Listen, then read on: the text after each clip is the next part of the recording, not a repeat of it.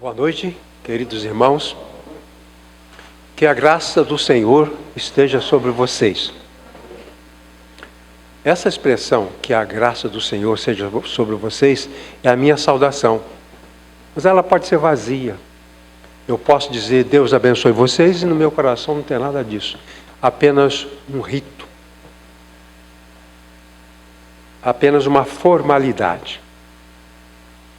O meu assunto de hoje começa com a bênção que Deus ordenou aos profetas para impetrarem sobre o povo. Nosso texto está lá? Disse o Senhor a Moisés: fala a Arão e a seus filhos, dizendo: assim abençoareis os filhos de Israel, e diz-lhes: eis, o Senhor te abençoe e te guarde. O Senhor faça resplandecer o seu rosto sobre ti e tenha misericórdia de ti. O Senhor sobre ti levante o rosto e te dê a paz. Assim porão o meu nome sobre os filhos de Israel e eu os abençoarei. Vamos ver o nosso tema? O dever cristão de abençoar. Esse é o nosso tema. O dever cristão de abençoar. Eu posso dizer que esse dever cristão tem a ver com a gente, né? Porque nós somos os cristãos e o nosso tema diz que precisamos abençoar. A verdade central diz: precisamos cumprir nosso dever de abençoar.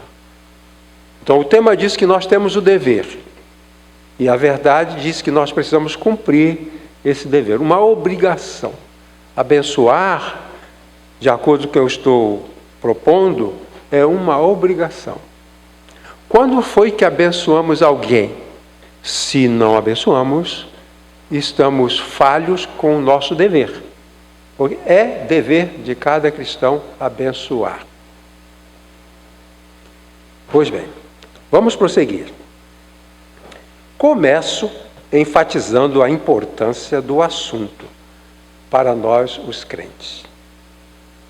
As palavras relacionadas, bênção, abençoar, bendizer e bendito, aparecem na Bíblia mais de 300 vezes.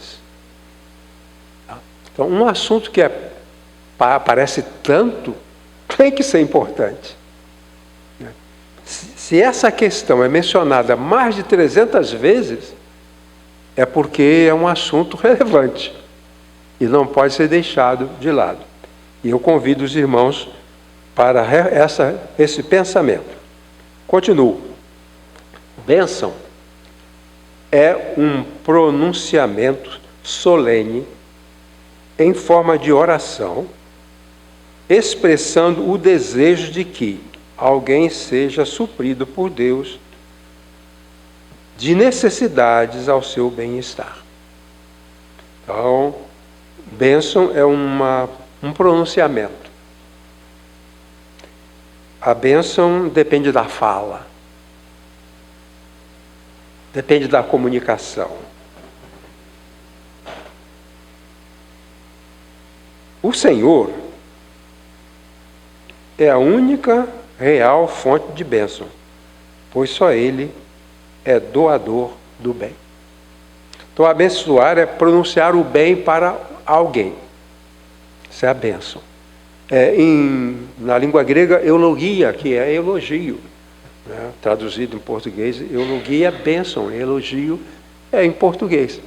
Quando eu elogio, abençoo, estou abençoando, porque elogio é eulogia, uma boa palavra.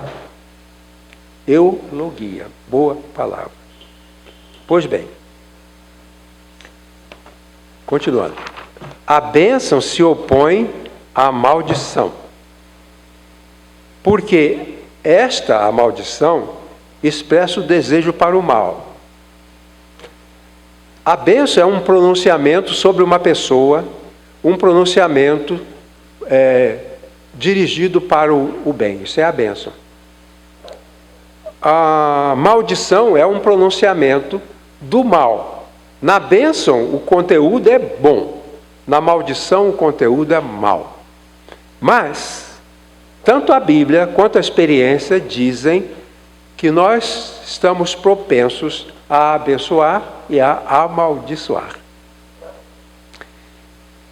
Então, a bênção se opõe à maldição porque esta expressa o desejo para o mal, enquanto que a bênção expressa o desejo para o bem. Podemos considerar como bênção qualquer bem que Deus nos concede, como a família é uma bênção, a igreja é uma bênção, a saúde é uma bênção, o trabalho é uma bênção, o alimento é uma bênção. Esta é a bênção como um bem. Mas a bênção que nós devemos praticar é uma palavra dirigida a alguém que se coloque numa posição de carente. Certo? Quando saímos de casa, a Iracema não pôde vir porque está passando mal. À medida em que ela vai ficando boa, que ela fica boa, eu recebi uma bênção. O bem dos nossos queridos é uma bênção. Sua família está bem? Ótimo, isso é uma bênção. Você está bem no trabalho? Ótimo, isso é uma bênção. Deus encarregou, então, o sacerdote para abençoar. Abençoar o povo era tarefa do rei. Hoje os governantes amaldiçoam o povo. No Líbano, o governo matou os seus cidadãos numa guerra civil. Na Venezuela, o ditador falou: se eu não for eleito, vai correr sangue. Palavra de maldição, palavra de amaldiçoador. Abençoar o povo era a tarefa do rei, do profeta e do sacerdote. Com a destruição do templo, no ano 70, o antigo sacerdócio desapareceu. E a pergunta é: o sacerdote era o abençoador. Não tem mais sacerdote. E aí? Não existe mais a bênção? Já que aquele que foi encarregado de abençoar não existe mais? Aí eu digo, a partir daí, a tarefa de abençoar passou a ser responsabilidade de todos os crentes. O que os sacerdotes faziam por ordem de Deus é tarefa de todos os crentes, porque não existe mais o templo de Jerusalém e não existe mais o sacerdote. E aí? A minha tese assevera que a partir da destruição do templo e a destruição do sacerdócio, a responsabilidade de abençoar é dos crentes, de todos os crentes. Lá no templo de Jerusalém, o sacerdote cumpria um ritual. Ele era escolhido por sorteio.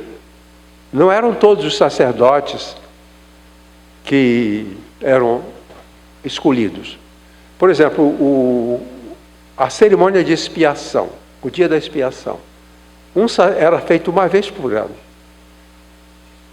O dia da expiação era uma vez por ano. Era uma vez uma reunião especial, onde havia um cerimonial implicando no perdão para todas as pessoas. Então, o sacerdote era eleito uma vez por ano, por sorteio, e só um. Se eram 5.000 sacerdotes, grande maioria deles nunca participou dessa cerimônia. Concluindo a introdução. A igreja surge como comunidade de abençoadores. Então, a Bíblia propõe, o Evangelho propõe que cada um de nós seja um abençoador. Não eram alguns sacerdotes, mas todo crente. Aí faço a pergunta: a gente pratica isso? A gente abençoa como o sacerdote devia fazer? Então, eu quero discutir isso com os irmãos. Primeiramente, para cumprir essa função de abençoadores, precisamos abençoar como um ato de obediência a Deus. Disse o Senhor a Moisés: fala a Arão e a seus filhos, dizendo: assim abençoareis os filhos de Israel. Abençoar é um mandamento de Deus. O povo não podia ficar privado da bênção. E era um mandamento de Deus. A bênção não é praticada por natureza humana, mas porque assim Deus ordena abençoar. Isso nos ordena. Abençoar não é uma opção, mas uma ordem de Deus.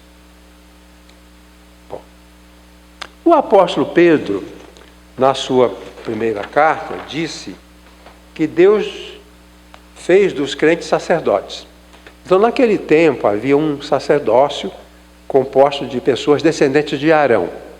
Então, os descendentes de Arão formavam, através dos tempos, o sacerdócio. Aquele sacerdócio acabou. Aqui a gente não tem nenhum descendente de Arão. Talvez tenha, mas acho que não. Então, o que era a tarefa dos sacerdotes é a tarefa de todos nós. Por quê?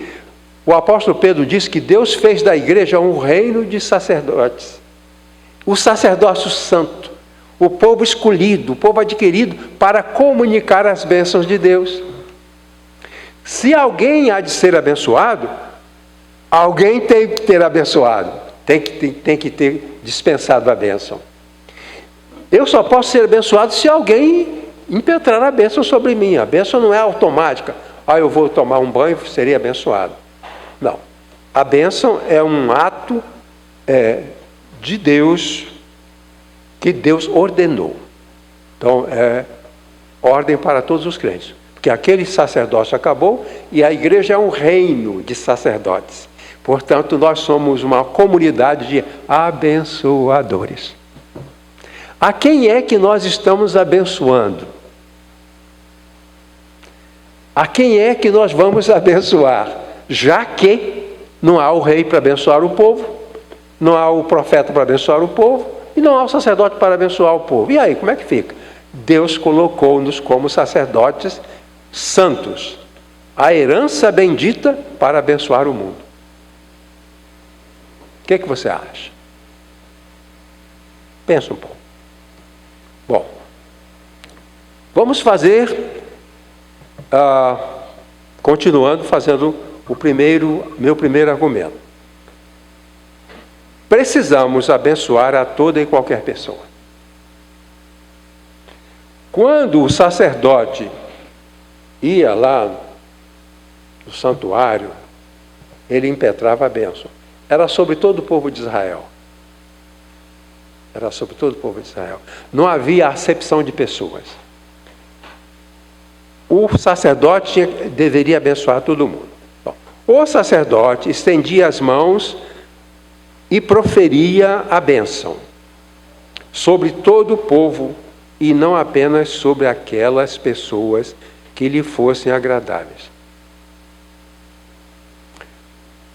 Havia uma pessoa aqui que detestava outras pessoas e ela disse que esperava que eu morresse e um outro irmão que havia aqui, um outro irmão. Ela desejava que nós três morrêssemos.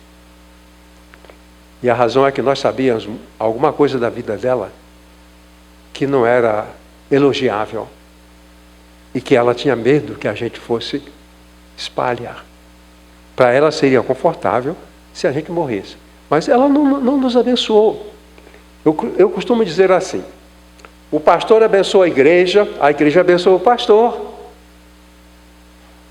O rei abençoa o povo abençoa o rei.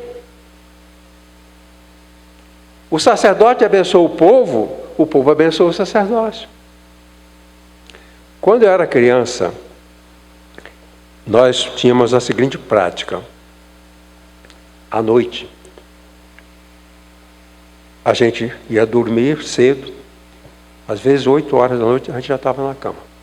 Meus pais iam para o quarto deles e deitavam. E nós íamos para o nosso quarto. Antes de dormir a gente falava, a bênção mãe, a bênção pai. E a mamãe, Deus te abençoe. E o pai, Deus te abençoe. Aí o outro irmão, a bênção mãe, a bênção pai, porque eles estão no outro quarto. E papai e mamãe respondiam, Deus te abençoe, Deus te abençoe. Aí o terceiro irmão, a bênção mãe, a bênção pai. E o pai dizia, Deus te abençoe, Deus te abençoe. Se a gente tivesse feito coisa errada durante o dia, e ele estivesse chateado com a gente, ele dizia, Deus te abençoe. O pai não dizia, Deus te abençoe, apenas o filho bonzinho, obedientinho. O filho era abençoado. Então, às vezes, nós aprontávamos, não cumpríamos nossas obrigações, tinha que fazer alguma coisa, não fazíamos, brigávamos. E o papai e mamãe estavam tremendamente chateados com a gente. Mas quando dizíamos, abençoe pai, abençoe mãe, e eles diziam, Deus te abençoe. Eles não diziam, olha, eu vou pegar esse menino que é bonzinho, Deus te abençoe. E esse aqui que não faz a coisa certa, não abençoe. Então, o sacerdote impetrava a bênção sobre outras pessoas. Então, na prática cristã, todo ser humano é alvo de ser abençoado pelos crentes. O meu chefe, o motorista ao meu lado, o vizinho, o outro irmão. Porque a bênção, o ministério da bênção, é para todas as pessoas. A bênção prevê que a pessoa que nós abençoamos é uma pessoa carente. Por causa da carência, a gente impetra a bênção. Você está doente? Que Deus te cure. Uma bênção. Que o Senhor te cure. Essa é uma bênção. Então, nós temos que impetrar a bênção como o sacerdote fazia. Então, essa é a primeira coisa. Segundo, o sacerdote, melhor dizendo, continuando, repetindo também, né?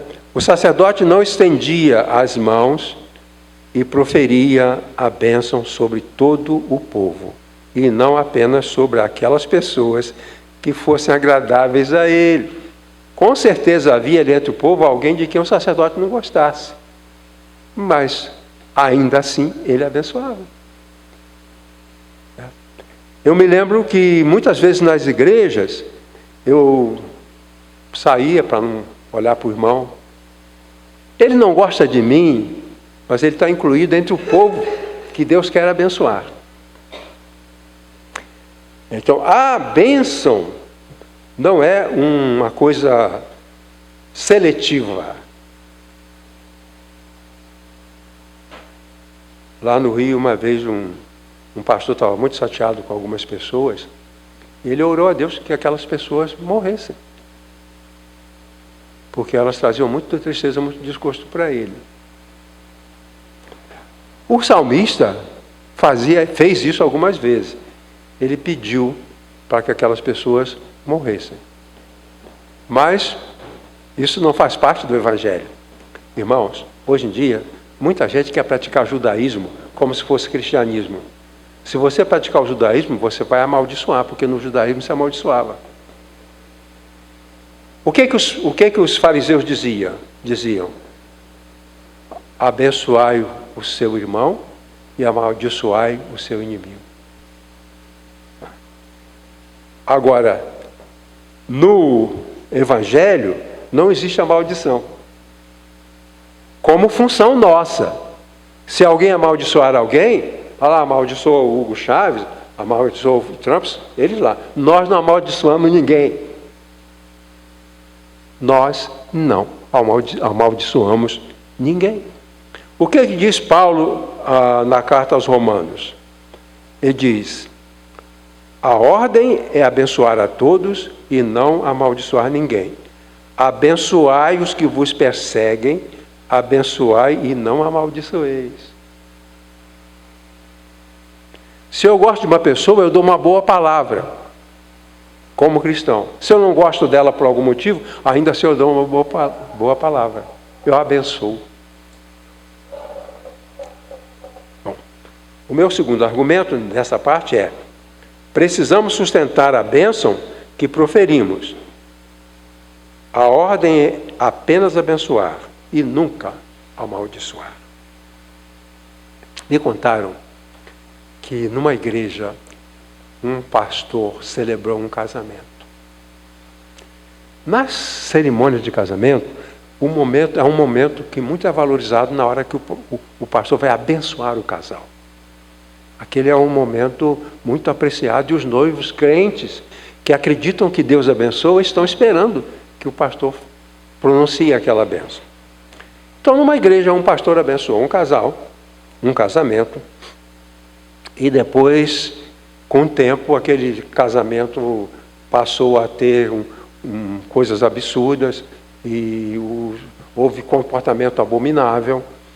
E aí ele chamou o casal e disse: eu celebrei o casamento de vocês, eu abençoei vocês, vocês estão se comportando muito mal, eu retiro a bênção e impetro a maldição. Isso não está nem no bom senso, na inteligência, nem no coração e nem na palavra de Deus.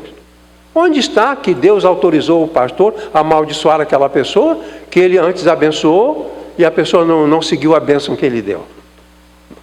Então aqui não há, digamos, preferência. A ordem é abençoar e nunca amaldiçoar. A maldição é uma palavra para o mal. A bênção é uma palavra para o bem.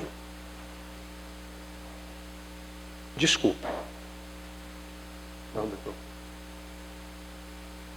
Um homem ligou lá em casa, eu apertei no telefone, para pedir o nosso telefone. E eu percebi que era um conquista. Eu falei: ai, de ferro!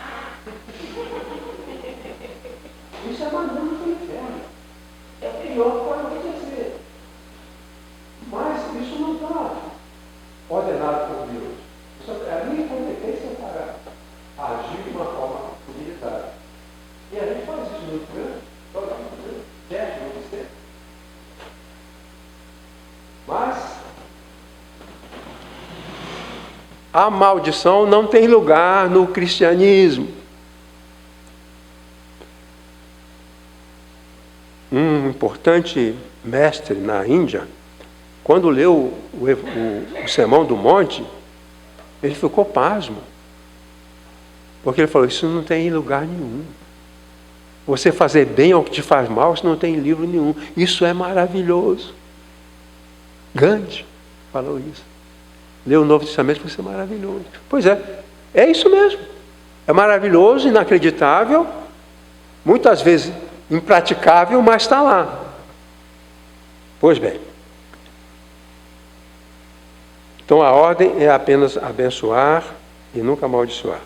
Na Bíblia há uma história de um profeta, atípico, que os profetas clássicos são Isaías, Jeremias, Ezequiel, Daniel, Amós, Obadias. São esses os profetas credenciados. Mas tinha profetas freelance. E esse chamava-se Balaão. Balaão era um profeta por conta própria, autocomissionado. Mas as pessoas acreditavam nele.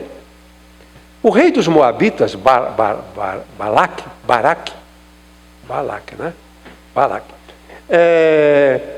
queria que o povo de Deus fosse amaldiçoado.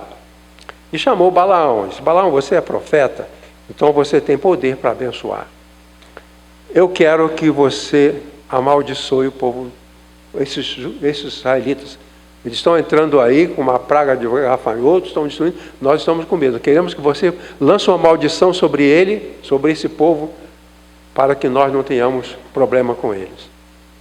E Balaão, que era, como hoje em dia, os líderes religiosos, ganancioso, porque o rei ofereceu a ele muito dinheiro.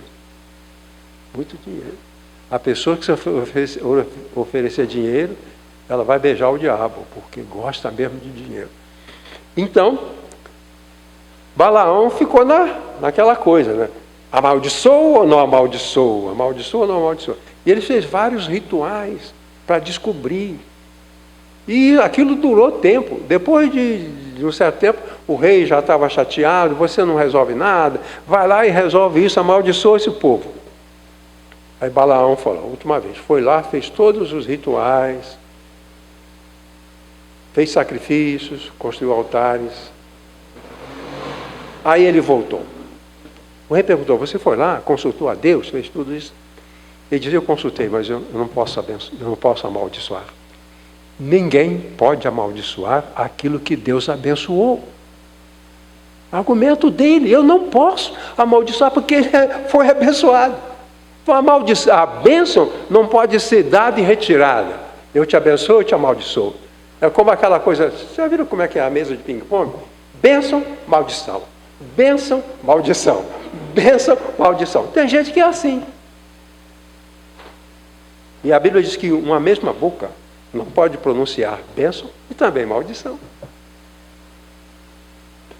Quando eu uso uma palavra de maldição, a minha boca não está sendo uma boca de um cristão. Porque a boca do cristão não amaldiçoa. Ela não amaldiçoa. O outro argumento diz que precisamos abençoar a todos, porque todos são carentes da bondade de Deus. Aquele que não gosta de mim também é um necessitado de Deus. Aquele que me ofende também é um necessitado de Deus. Maslow, um famoso psicólogo, diz, todo ser humano é carente, do berço à sepultura.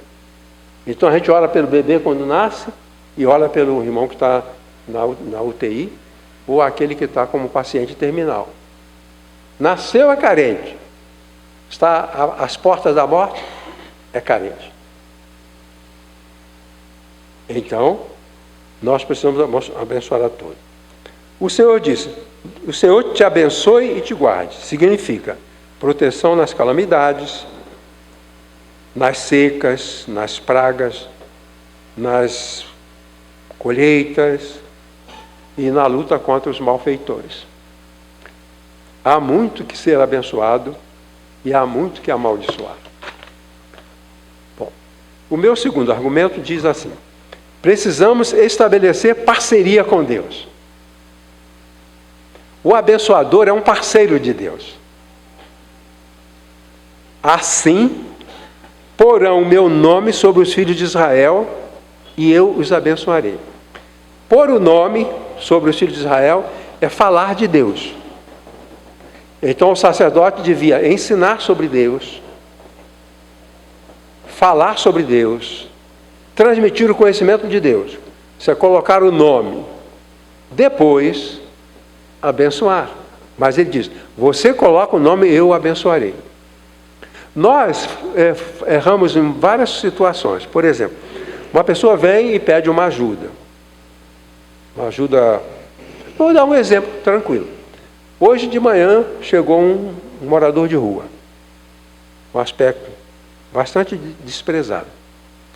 E ele estava barbudo, umas sacolas feias, e pegou uma caneca de plástico e falou, será que alguém tem café para colocar aqui?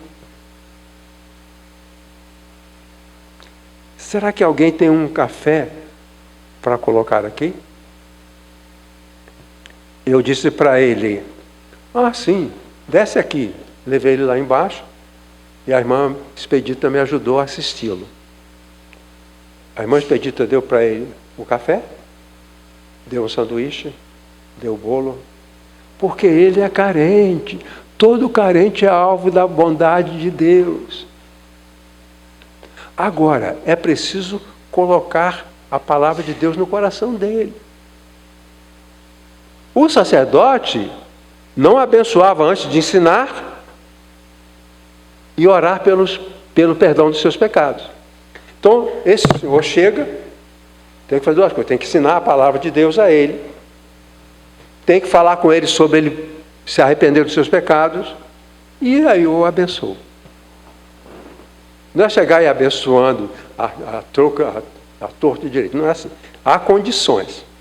Pois bem, nós fazemos isto, porque isso não é obra minha. Atender a pessoa de rua, isso não é obra minha, isso é obra de Deus. Eu sou parceiro dele.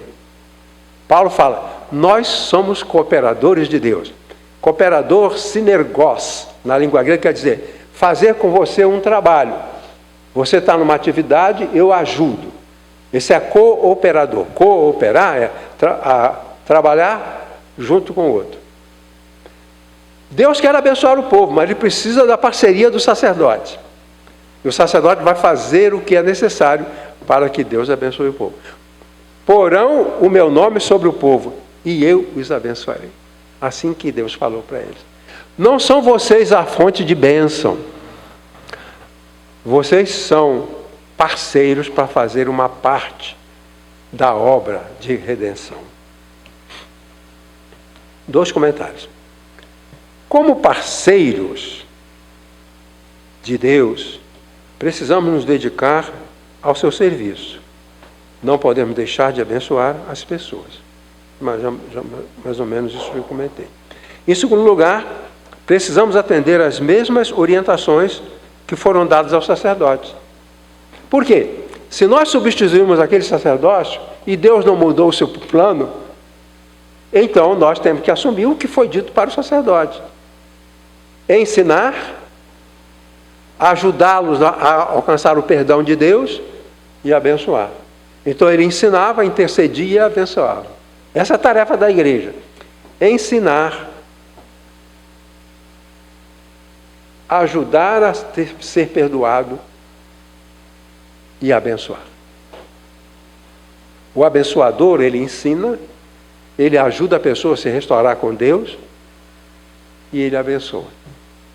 Isso tudo é um projeto de Deus. Nós não temos um projeto, Deus tem um projeto e nós somos colaboradores. 2 coisas, a gente não pode abandonar o projeto de Deus, que é esse, e nem podemos descumprir. Eu preciso acatar o método de Deus. Vamos supor que eu vá trabalhar com um arquiteto e ele tem a planta de uma construção. Eu vou ajudá-lo. Eu não posso alterar o projeto. Eu estou aqui para ajudar, mas ele é o dono do projeto. Deus é o dono do projeto. Então nós precisamos seguir as mesmas orientações. As mesmas orientações que Deus deu aos sacerdotes, no Novo Testamento, aquelas mesmas orientações são dirigidas para nós. Porque nós somos o povo eleito, o sacerdócio santo, a nação escolhida para anunciar as boas obras de Deus. Ensinar o povo, interceder diante de Deus pelos seus pecados e abençoá-los. O povo precisa ser ensinado, perdoado antes de ser abençoado. A verdadeira bênção exige uma mudança naquele que vai ser abençoado. Okay? O terceiro argumento dessa parte diz, como parceiros de Deus, precisamos ser humildes. Precisamos ser humildes. Quer dizer, não é o sacerdote que abençoa. Ele profere o discurso do bem, por ordem de Deus. E a pessoa conhecendo Deus e ouvindo o discurso do bem, ele vai se restaurar, ele vai se recuperar. Aquele homem que faz na televisão tem milhares de pessoas. Aí ele programou lá, tal dia, uma mega imposição de mãos. Aí ficou lá. Ele está lá, passa um, ele pão no ombro. Passa outro, ele pão no ombro. Passa outro, ele pão no ombro. Passa outro, ele pão no ombro. Ele é o bonzão. É o espiritual. Ele está investido de santidade. E basta ele tocar na pessoa que os problemas da pessoa estão resolvidos. Eu não sei como é que o ser humano aceita ser tão tapeado.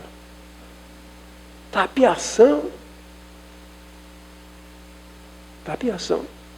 Mas nós não temos o direito de ser arrogantes. Se nós temos dons, e somos bem-sucedidos nesses dons, temos que entender. Colocarão sobre o povo a o rosto de Deus. E eu os abençoarei. Ele não é o abençoador. Na verdade, o abençoador não sou eu, é Deus. Ele pode me usar como instrumento, ensinando, ajudando a pessoa a ser perdoada e proferindo o bem para ela. Bom, meu terceiro argumento diz: precisamos experienciar o componente afetivo da bênção. A bênção tem um componente de afeto. O Senhor faça resplandecer o seu rosto sobre ti, e o Senhor sobre ti levante o seu rosto. Essas duas expressões demonstram que a bênção está envolvida num sentimento de afeto. O Senhor faça resplandecer o seu rosto sobre ti, o Senhor sobre ti levante o seu rosto. Há dois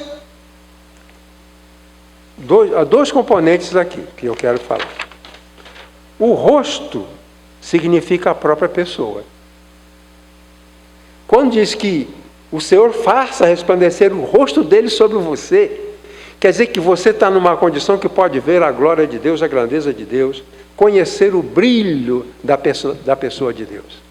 O Senhor faça resplandecer o seu rosto sobre ti. Quer dizer, eu não tenho poder para fazer resplandecer o rosto de Deus sobre vocês. É Ele que faz isso e Ele resplandece o seu rosto para quem Ele quiser.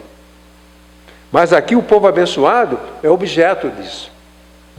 O povo é abençoado, que Deus vai mostrar o seu rosto com a sua grandiosidade, com a sua grandeza, para produzir um sentimento, admiração. O ser humano precisa admirar.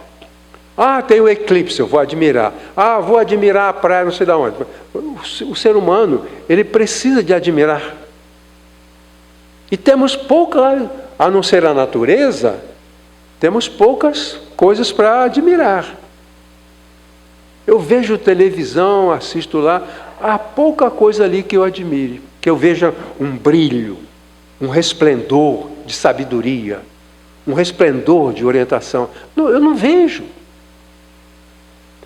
Mas Deus pode nos mostrar a sua grandeza, a sua glória, a sua beleza. E o ser humano, o abençoador, é responsável por isso. Ele colocará o rosto, ele resplandecerá o seu rosto sobre o seu povo, produzindo, então, o sentimento grandioso da admiração. Admirar é produzir uma emoção terapêutica. A gente não percebe muito, mas você admira um bebê, aquilo faz bem para a sua saúde. Admira uma música, faz bem para a sua saúde. Mas aqui se trata de admirar a bondade e a grandeza de Deus. O seu rosto que resplandece. E o segundo comentário é que o rosto de Deus que se levanta sobre o seu povo é símbolo do seu interesse em nós e sua preocupação com o seu povo. A ação de Deus nos dá serenidade. Admiração e serenidade são estados de afetividade vivenciados na bênção. Preciso esclarecer um pouquinho mais isso aqui. O Senhor levante sobre ti o seu rosto, o rosto de Deus. Que o Senhor levante sobre ti o seu rosto. Quer dizer, eu estou aqui, meu rosto está para fora. Deus deixa a gente ver o rosto dele. E o rosto estabelece uma relação. Todos nós queremos ser vistos. E Deus está olhando para a gente. Ninguém me ama, ninguém me quer, ninguém isso, ninguém aquilo. Deus nos ama. Ele olha para nós. Os irmãos, não sei se os irmãos se lembram do conjunto celebração, celebração não, integração. Cantavam um hino sobre Jacó. Jacó não, sobre Zaqueu. Zaqueu subiu na figueira, oculto, anônimo, estava lá no meio dos galhos da figueira, escondido, porque ele queria ver Jesus, mas não queria passar vexame, porque ele era desprezado. E Jesus viu. Ele levantou o seu rosto e viu Zaqueu. E o hino dizia: ele te vê, ele sabe o teu nome. Se a gente está numa fila no hospital para ser atendido, o médico passa, a gente quer que ele veja a gente. Espera aí, ele não me viu. Eu estou aqui com uma dor, precisando de ajuda, o médico passou e foi embora. O cristão deve expressar o desejo de que todas as pessoas sintam que Deus está olhando para elas por causa das suas necessidades. Deus está olhando por você, está olhando para você. Levantar o rosto é isso. Significa que Deus não é indiferente. Porque nós somos indiferentes, se somos indiferentes, nós viramos o rosto para o outro lado. Sabe como a gente não gosta da pessoa vira a cara? Infelizmente na igreja há pessoas assim. Não gosta do outro, vira a cara. Mas não é isso que se diz. Deus levanta o seu rosto sobre nós. Então, é a admiração e a serenidade. Um coração admirado pela bondade de Deus e um coração sereno porque sabe que Deus está olhando. Ele mostra o seu rosto e dirige o seu rosto para nós. O rosto é a pessoa. O rosto expressa a pessoa. Então, o rosto de Deus que se levanta sobre o seu povo é símbolo do seu interesse em nós e sua preocupação com o seu povo. Deus não deixa de ver o seu povo sofredor. Essa ação de Deus nos dá serenidade, admiração, a serenidade. A admiração e a serenidade são estados de afetividade vivenciados na sua bênção. Você acha que é relevante o que eu estou falando? O pastor Isaltino falou que nós temos que falar aquilo que é relevante. Será que isso é relevante? Dizer que é preciso afeto, é preciso sentimento, é preciso envolvimento nos relacionamentos com Deus e com o irmão. Eu era pastor de uma igreja e uma pessoa lá que frequentava igrejas, uma aqui, outra ali, ele foi lá algumas vezes com 2 filhos, ou um filho, uma filha, e ele um dia me chamou e falou assim: aqui vocês não têm imposição de mãos, eu sinto falta da imposição de mãos. A imposição de mãos é isso aqui, ó. No final do culto, chama o pastor, que a graça de nosso Senhor Jesus Cristo, o amor de Deus e o Pai eterno, seja com todo o povo de Deus, aqui e em todos os lugares. E todo o povo de Deus diga amém. Será bênção. Vocês assistiram isso? Quem já viu? Viram isso. Então, ele falou que sentia falta disso. Eu fiquei refletindo sobre isso porque eu nunca fiz isso. Só se me chamam para não fazer feio. Se eu estou numa igreja, o pastor Elias vai impetrar a bênção, eu vou lá e faço o ritual. Mas esse ritual, só por ser um ritual, não tem nenhum significado. Não tem afeto, não tem amor, nada. Me falaram, muita coisa que eu conto aqui não está registrada, mas me falaram, eu falo como algo que foi falado e a possibilidade que seja real. Pastor, todo dia do culto ele impetrava a bênção. E logo que ele impetrasse a bênção, ele saía e ia para o gabinete. E não aparecia mais. Ele não abraçava ninguém, ele não cumprimentava ninguém, ele não olhava no rosto de ninguém. Eu tenho uma prática de dizer, você tem que ficar num lugar onde eu possa ver o seu rosto. Eu me sinto privado de uma bênção, não poder ver o seu rosto. E você gostaria que visse o meu rosto. Por que eu sento lá naquele cantinho? Porque ali eu tenho certeza que não estou atrapalhando a visibilidade de ninguém. Tenho certeza que eu não estou impedindo alguém de ver o rosto de quem está atrás. Por isso eu estou lá naquele cantinho. É por isso. O pastor tem a mania, mas é isso. Tem um significado. Tem uma razão.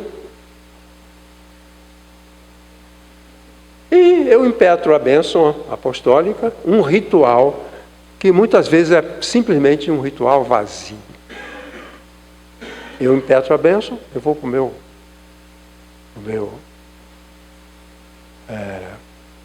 gabinete pastoral e fico lá. E uma coisa que até é engraçada e ao mesmo tempo dolorosa, e um pastor fazia isso, aqui em São Paulo. Ele impetrava a bênção e ia para o gabinete pastoral. Ficava lá. A bênção sem afeto, a bênção sem apego, a bênção sem amor, a bênção sem amizade. Sabe o que aconteceu? Um dia, ele impetrou a bênção, foi para o gabinete. Algumas igrejas o pastor não despede, não vai à frente para falar com as pessoas e olhar no rosto das pessoas. Eles escalam um diácono para fazer isso por ele. Então, o diácono que dá tchau para a congregação. Então, ele impetrou a bênção, foi para o gabinete. Infartou no gabinete e morreu. A zeladora achou que ele tinha ido embora, fechou a igreja e foi embora. E no outro dia o pastor foi achado morto no gabinete pastoral. O lugar que ele mais gostava, o gabinete pastoral. O melhor lugar não é o gabinete pastoral, é onde temos contato com as pessoas. Esse é o melhor lugar, onde você me vê e eu vejo você. A bênção tem esse componente: admiração, serenidade. Eu preciso admirar vocês.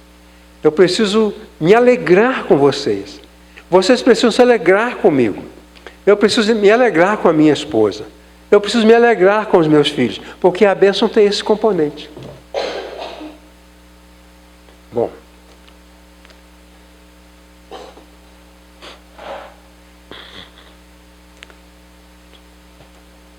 Conclusão. O André perguntou se a conclusão era só isso aí. Eu vou explicar. Devemos assumir a nossa condição de abençoadores. Para isso, precisamos ser obedientes a Deus. E precisamos vivenciar os estados afetivos de admiração e serenidade.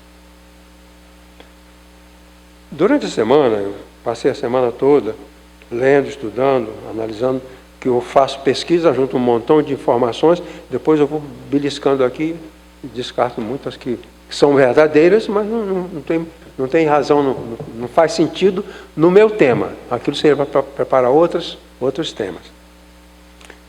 E o que mais me inquietou foi essa coisa de você ser maltratado e abençoar. Eu falei, isso não faz sentido. Parece que não faz sentido não. Parece que não faz sentido. E eu fiquei pensando, como é que é isso? Como é que se pratica isso? Como é que se faz isso? Você é maltratado e abençoa? Qual o benefício? Para quê? Isso foi, acho que na quinta ou na sexta-feira. Aí eu dormi e sonhei. Sonhei que eu estava na rua e me desentendi com uma pessoa, um homem. Eu achei que ele merecia uma boa descompostura. Achei que ele merecia uma palavra bastante dura, bastante pesada. Isso eu estou sonhando, sabe? Aí eu comecei a falar, você é tão jovem, você já é casado? E ele está naquela expectativa de confronto. Ele falou, não sou casado. Eu falei, você parece ter boa saúde. Você está trabalhando? Sim, estou trabalhando. Comecei a conversar com ele. Eu disse, você parece ser uma pessoa de bem. Esquecemos o motivo. Entenderam? Esquecemos. Isso foi no sonho, não é na vida real.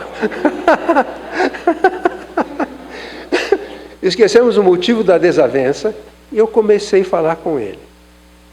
Estou sonhando. Aí ele diz assim, por que você está me tratando assim? Eu falei para ele: quem sabe um dia eu venha a precisar de você. E aí eu quero ter um amigo. Hoje uma pessoa me maltrata, e eu abençoo aquela pessoa, um dia eu posso estar numa situação que aquela pessoa que vai me socorrer. Daí ele falou: tem razão. Eu acho que você é uma pessoa, nunca ninguém falou comigo assim, nunca ninguém me tratou assim, e eu estou achando que é isso mesmo.